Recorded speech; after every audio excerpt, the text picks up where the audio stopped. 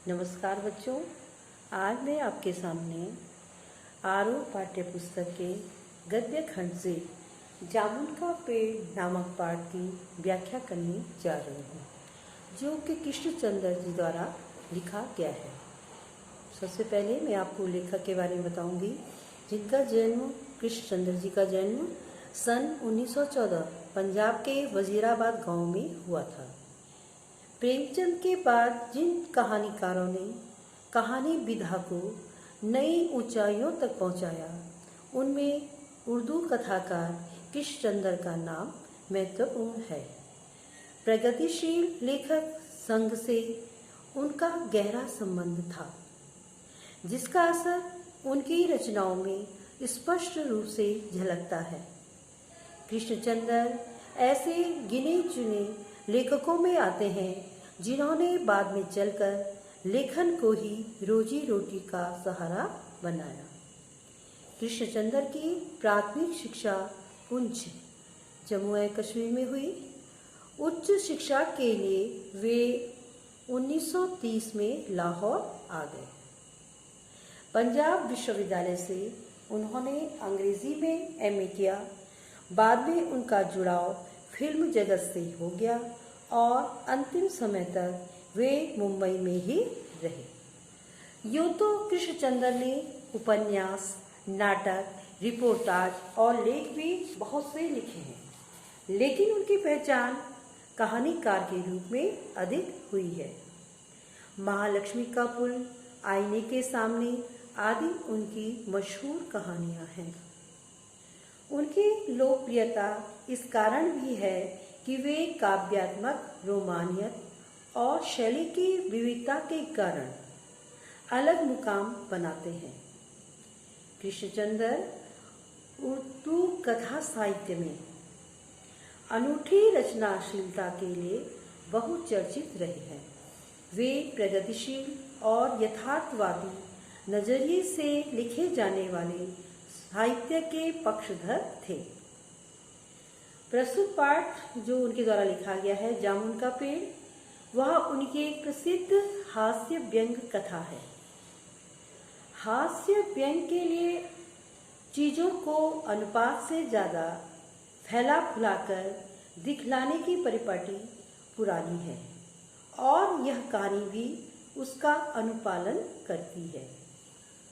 इसलिए यहाँ घटनाएं अतिशयोक्तिपूर्ण और अविश्वसनीय जान पड़े तो कोई हैरानी नहीं। विश्वसनीयता ऐसी रचनाओं के मूल्यांकन की कसौटी नहीं हो सकती। प्रस्तुत पाठ में हंसते हंसते ही हमारे भीतर इस बात की समझ पैदा होती है कि कार्यालयी तौर तरीकों में पाया जाने वाला विस्तार कितना निरर्थक और पदानुक्रम कितना हास्यास्पद है। बात यहीं तक नहीं रहती। इस व्यवस्था के संवेदन शून्य एवं अमानवीय होने का पक्ष भी हमारे सामने आता है। लेखक कृष्णचंद्र बताते हैं, जामुन का पेड़ कहते हैं कि रात को बड़े जोर का झक्कड़ चला। झक्कड़ क्या होगा? तूफान आंधी। रात में जब बड़े जोर की तूफान आंधी आई तो सेक्रेटरिएट के लॉन में जामुन का एक पेड़ गिर पड़ा और सवेरे को जब माली ने देखा तो उसे पता चला कि पेड़ के नीचे एक आदमी दबा पड़ा है।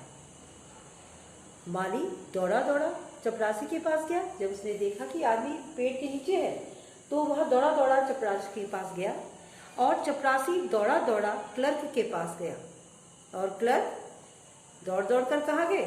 सुपरिटेंडेंट के पास। सुपरिटेंडेंट दौड़ा दौड़ा बाहर लॉन में आया और मिनटों में गिरे हुए पेड़ के नीचे दबे हुए आदमी के चारों ओर भीड़ इकट्ठी हो गई। चारों तरफ हलचल मच गई कि लॉन में जो पेड़ गिरा है जामुन का, उसके नीचे एक आदमी दबा पड़ा है। अब जो भीड़ इकट्ठी हो गई, भीड़ की बातें सुनिए कि बेचारा जामुन का पेड़ कितना फलदार था। एक क्लर्क बोला, और इसकी जामुनें कितनी रसीली होती थी। दूसरा क्लर्क याद करते हुए बोला। मैं फलों के मौसम में झोली भरकर ले जाता था। मेरे बच्चे इसकी जामुनें कितनी खुशी से खाते थे। तीसरा क्लर्क लगभग रुआंसा होकर बोला। देखा आपने कि जामुन का पेड़, उस फलदार पेड़ की बातें हो रही हैं और उन जामुनों की, जो पेड़ में जामुन लगती थी, उसके रसीलेपन की।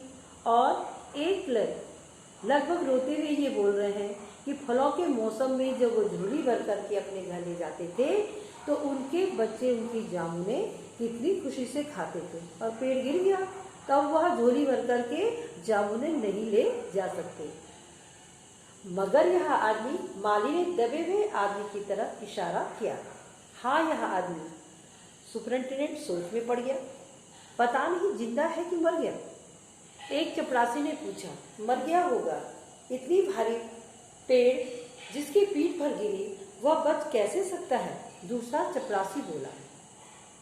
नहीं, मैं जिंदा हूं। दबे हुए आदमी ने बड़ी कठिनता से कराहते हुए कहा। जिंदा है? एक क्लर्क ने ताज्जुब से कहा। उन्हीं लोगों में से एक चपरासी, जिसको थोड़ा ये ध्यान आया कि यह आदमी इसके नीचे गिरा पड़ा है तो यह मर तो नहीं गया, कहीं मरा है कि जिंदा है। लेकिन उस आदमी ने बड़ी कठिनाई से कराहते हुए जवाब दिया कि मैं जिंदा हूँ। उसके जिंदा होने पे क्लर्क ने ताज्जुब से कहा कि जिंदा है, पेड़ को हटाकर इसे जल्दी से निकाल देना चाहिए। माली ने सुझाव दिया। मुश्किल मालूम होता है।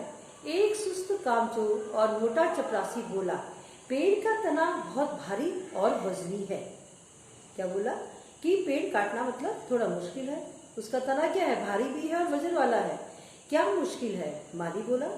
अगर सुपरिंटेंडेंट साहब हुक्म दे तो अभी 15-20 माली, चपरासी और क्लर्क लगाकर पेड़ के नीचे से दबे हुए आदमी को निकाला जा सकता है। माली ने अपना सुझाव दिया कि सुपरिंटेंडेंट साहब अगर हमें आज्ञा दे देंगे तो अभी सब लोग मिल करके पेड़ के नीचे दबे हुए आदमी को निकाल सकते हैं। माली ठीक कहता है। बहुत से क्लर्क एक साथ बोल पड़े। लगाओ जोर, हम तैयार हैं। एक साथ बहुत से लोग पेड़ को उठाने को तैयार हो गए। ठहरो, सुपरिंटेंडेंट बोला। तब तक सुपरिंटेंडेंट साहब बोले कि रुक जाइए, मैं अंडर सेक्रेटरी से पूछ लूं। भाई उन्हें भी अपने अधिकारी वर्ग से पूछना था। तो सुपरिंटेंडेंट अंडर सेक्रेटरी के पास गया और अंडर सेक्रेटरी डिप्टी सेक्रेटरी के पास, डिप्टी सेक्रेटरी जॉइंट सेक्रेटरी के पास गए और जॉइंट सेक्रेटरी चीफ सेक्रेटरी के पास गए। चीफ सेक्रेटरी मिनिस्टर के पास गया और मिनिस्टर ने चीफ सेक्रेटरी से कुछ कहा। चीफ सेक्रेटरी ने जॉइंट सेक्रेटरी से कुछ कहा और जॉइंट सेक्रेटरी ने डिप्टी सेक्रेटरी से कहा। डिप्टी सेक्रेटरी ने अंडर सेक्रेटरी से कहा। फाइल चलती रही। आपने देखा ये फाइलें secretary, deputy secretary, joint secretary सभी के ऑफिसों में वह फाइल घूमती रही और इतने में ही आधा दिन व्यतीत हो गया। दोपहर के खाने पर दबे हुए आदमी के चारों ओर बहुत भीड़ इकट्ठी हो गई। लोग तरह तरह की बातें कर रहे थे। कुछ मनचले क्लर्कों ने समस्या को खुद ही सुलझाना चाहा। क्लर्कों के लिए कौन सा विशेषण इस्तेमाल हुआ है? मनचले। तो मनचले जो क्लर्क थे उन्होंने थोड़ा उस आदमी के विषय में सोचा और उस समस्या को खुद ही सुलझाने की कोशिश की। वे हुकूमत के फैसले का इंतजार किए बिना पेड़ को अपने आप हटा देने का निश्चय कर ही रहे थे कि इतने में सुपरिंटेंडेंट फाइल लिए भागा भागा आया। क्या बोला? हम लोग खुद इस पेड़ को नहीं हटा सकते। उन्होंने क्या कहा कि अब यह पेड़ मतलब हम लोग के द्वारा नहीं हटाया जा सकता। हम लोग व्यापार विभाग से संबंधित है और यह पेड़ की समस्या है जो कृषि विभाग के अधीन है। एग्रीकल्चर डिपार्टमेंट, कृषि विभाग के अंतर्गत पेड़ की समस्या आती है तो व्यापार विभाग उसमें क्या काम कर सकता है? तो मैं इस फाइल को अर्जेंट मार करके कि भाई इसमें जो है तुरंत कार्यवाही होनी चाहिए कृषि विभाग में भेज रहा हूँ। वहां से उत्तर आते ही इस पेड़ को हटवा दिया जाएगा। उन्होंने अपना ये निर्णय दिया। दूसरे दिन कृषि विभाग से उत्तर आया, पेड़ व्यापार विभाग के लॉन में गिरा है, इसलिए इस पेड़ को हटवाने या न हटवाने की जिम्मेदारी व्यापार विभाग पर पड़ती है। कृषि विभाग से क्या उत्तर आया कि मतलब जिनका लॉन है व्यापार विभाग का, उसमें पेड़ गिरा है तो हटवाने की जिम्मेदारी भी व्यापार विभाग पर है। यह उत्तर पढ़कर व्यापार विभाग को बहुत गुस्सा आ गया। उन्होंने फौरन लिखा कि पेड़ों को हटवाने या न हटवाने की जिम्मेदारी कृषि विभाग पर लागू होती है, व्यापार विभाग इससे कोई संबंध नहीं, इससे कोई संबंध नहीं। दूसरे दिन भी फाइल चलती रही। शाम को जवाब आ गया, हम इस मामले को हॉर्टिकल्चर डिपार्टमेंट के हवाले कर रहे हैं, क्योंकि यह एक फलदार पेड़ का मामला है और एग्रीकल्चर डिपार्टमेंट अनाज और खेतीबाड़ी के मामलों में फैसला करने का हकदार है। जामुन का पेड़ चूंकि एक फलदार पेड़ है, इसलिए यह पेड़ हॉर्टिकल्चर डिपार्टमेंट के अंतर्गत आता है। रात को माली ने दबे हुए आदमी को दाल भात खिलाया, जबकि उसके चारों तरफ पुलिस का पहरा था कि कहीं लोग कानून को अपने हाथ में लेकर पेड़ को खुद से हटवाने की कोशिश न करें। माली को थोड़ा बहुत उस आदमी के ऊपर दया आ रही थी, इसलिए उसने रात में उसको दाल भात भी खिलाया और पुलिस का पहरा लगा हुआ था, क्योंकि कहीं लोग पेड़ को काट न दे या हटवा न दे। मगर एक पुलिस कांस्टेबल को दया आई और उसने माली को दबे हुए आदमी को खाना खिलाने की इजाजत दे दी। माली ने दबे हुए आदमी से कहा, तुम्हारी फाइल चल रही है, उम्मीद है कि कल तक फैसला हो जाएगा। दबा हुआ आदमी कुछ नहीं बोला। माली ने पेड़ के तने को ध्यान से देखकर कहा, अच्छा हुआ कि तना तुम्हारे कूल्हे पर गिरा, अगर कमर पर गिरता तो रीढ़ की हड्डी टूट जाती। दबा हुआ आदमी फिर भी कुछ नहीं बोला। वह बेचारा क्या करे, कहाँ गिरा। पेड़ के नीचे दबा हुआ आदमी उनकी बातों को सुन रहा है, लेकिन वह उन्हें क्या जवाब दे। दबा हुआ आदमी फिर भी कुछ नहीं बोल रहा है। माली ने फिर कहा, तुम्हारा यहाँ कोई बारिश है तो मुझे उसका अता पता बताओ, मैं उन्हें खबर देने की कोशिश करूंगा। वह थोड़ा और भी सहानुभूति दिखाते हुए उनके घर वालों की खोज खबर कर रहे हैं।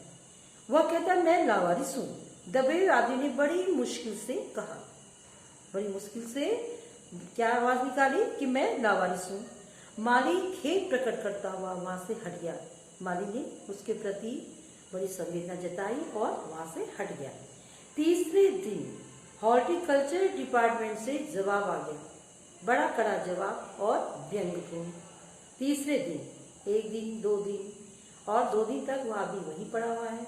तीसरे दिन हॉर्टिकल्चर डिपार्टमेंट से क्या जवाब आया? हॉर्टिकल्चर डिपार्टमेंट का सेक्रेटरी साहित्य प्रेमी आदमी जान पड़ता था। उसने लिखा था, आश्चर्य है, इस समय जब हम पेड़ लगाओ स्कीम ऊंचे स्तर पर चला रहे हैं और हमारे देश में ऐसे सरकारी अफसर मौजूद हैं जो पेड़ों को काटने का सुझाव देते हैं, और वह भी एक फलदार पेड़ को, और वह भी जामुन के पेड़ को, जिसके फल जनता बड़े चाव से खाती है। बच्चों, आज मैं अपना पाठ यहीं पे समाप्त करती हूँ। कल मैं फिर से आगे व्याख्या बताऊंगी।